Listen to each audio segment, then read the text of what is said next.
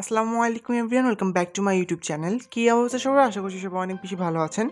চলে আসলাম আরও একটি নতুন ভিডিও নিয়ে। আজকে আমি আপনাদেরকে দারুণ মজার বিবিকিউ চিকেন উইংস তৈরি করে দেখাবো। এটা তৈরি করা অনেক ইজি এবং খেতে অনেক বেশি মজার। তাহলে চলুন রেসিপিটা শুরু করা যাক। এখানে আমি 6 পিস চিকেন উইংস নিয়েছি, এটাকে আমি আগে থেকে ধুয়ে পরিষ্কার করে নিয়েছি। এর ভিতরে দিয়ে দিচ্ছি 1 চা চামচ গোলমরিচের গুঁড়া, 1/2 চা চামচ লবণ, দিয়ে দিচ্ছি 1/2 টেবিল চামচের মতো লেবুর রস, আরও দিয়ে দিচ্ছি 1 টেবিল চামচের মতো সয়া সস, দিয়ে দিচ্ছি 1/2 টেবিল চামচের মতো মরিচের গুঁড়া, আদা বাটা দিয়ে দিচ্ছি 1 চা চামচ এবং রসুন বাটাও দিয়ে দিচ্ছি 1 চা চামচ। এবারে সব কিছুকে আমরা উইংসের সাথে খুব ভালোভাবে একসাথে মিক্স করে নিব।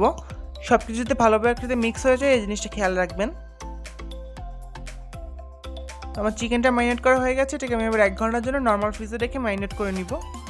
এবার একটা পাত্রে আমি নিয়ে নিচ্ছি 1 কাপ পরিমাণে ময়দা, 1.5 টেবিল চামচের মতো কর্নফ্লাওয়ার, দিয়ে দিচ্ছি লবণ 1/2 চামচ, 1/2 চামচের মতো মরিচের গুঁড়া, 1/4 চা চামচ গোলমরিচের গুঁড়া, দিয়ে দিচ্ছি 1/2 চামচ পরিমাণে চাট মশলা বা চটপটি মশলা। এবার সমস্ত শুকনো উপকরণ আমি ভালোভাবে মিক্স করে নিব।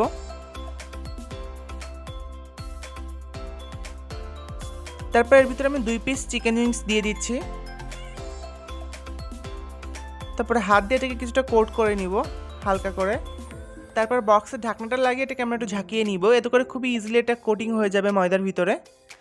আপনারা চাইলে এটাকে ডাবল কোট করতে পারেন, এভাবে কোট করে নেওয়ার পর একটু পানিতে ডিপ করে তারপর আবার কোট করে নিতে পারেন। তবে আমি আর এটা করছি না, আমি ঢাকনাটা খুলে আরেকটু মিক্স করে নিচ্ছি, তারপর এটাকে আমি ভেজে নিব।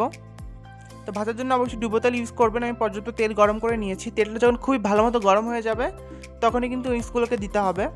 আর অতিরিক্ত নাড়াচাড়া করা যাবে না প্রথম পর্যায়ে, তাহলে কিন্তু উপরে কোটিংটা খুলে যেতে পারে।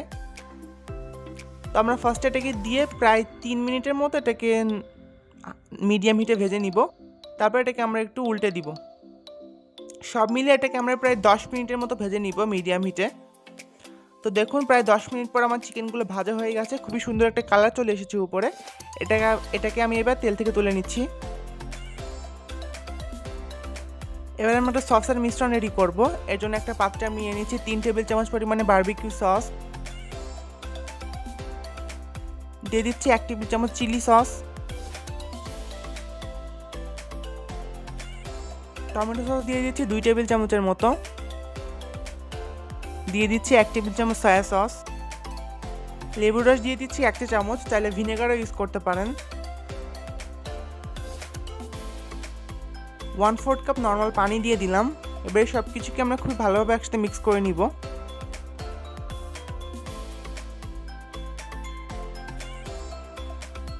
তো আমার এটাকে মিক্স করা হয়ে গেছে। এই পর্যায়ে আমি এর ভিতরে দিয়ে দিচ্ছি 1/2 চামচ পরিমাণে চিলি ফ্লেক্স এবং 1/2 চামচ পরিমাণে গোলমরিচের গুঁড়া। এবার এগুলোকেও সসের সাথে ভালোভাবে মিক্স করে নিচ্ছি। তোমার সসের মিশ্রণটা একদম রেডি হয়ে গেছে, এটাকে একটা সাইডে রেখে দিচ্ছি। একটা পাত্রে দিয়ে দিচ্ছি 1 টেবিল চামচ বাটার। বাটারটা কিছুটা গলে গেলে এর ভিতরে দিয়ে দিচ্ছি 1/2 টেবিল চামচ রসুন কুচি।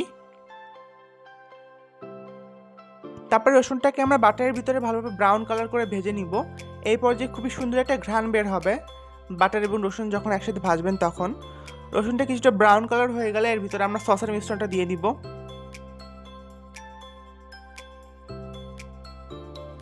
তারপর এটাকে আমরা 1 মিনিটের মধ্যে একটু ভুনে নিব।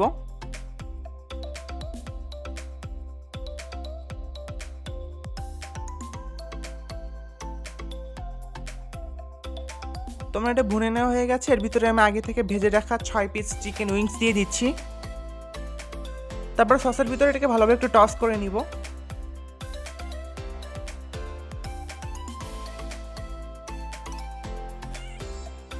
তো দেখুন আমার চিকেন উইংসগুলো কোট করা হয়ে গেছে, এটা এখন পুরোপুরি রেডি। চুলা থেকে নামিয়ে এর উপর দিয়ে আমি কিছুটা সাদা তিল দিয়ে দিচ্ছি। আর দেখলেন তো কত ইজিলি এটা তৈরি হয়ে গেল। অবশ্যই একবার ট্রাই করবেন, খেতে কিন্তু অনেক বেশি মজার। আর রেসিপিটা কেমন লাগলো অবশ্যই কমেন্টস করে জানাবেন। ভিডিওটা ভালো লাগলে ভিডিওটাকে লাইক করে দিন, চ্যানেলটাকে সাবস্ক্রাইব করে দিন। আজকে এই পর্যন্ত, নেক্সট ভিডিওতে আবারও দেখা হচ্ছে। সবাই অনেক বেশি ভালো থাকবেন। আল্লাহ হাফেজ।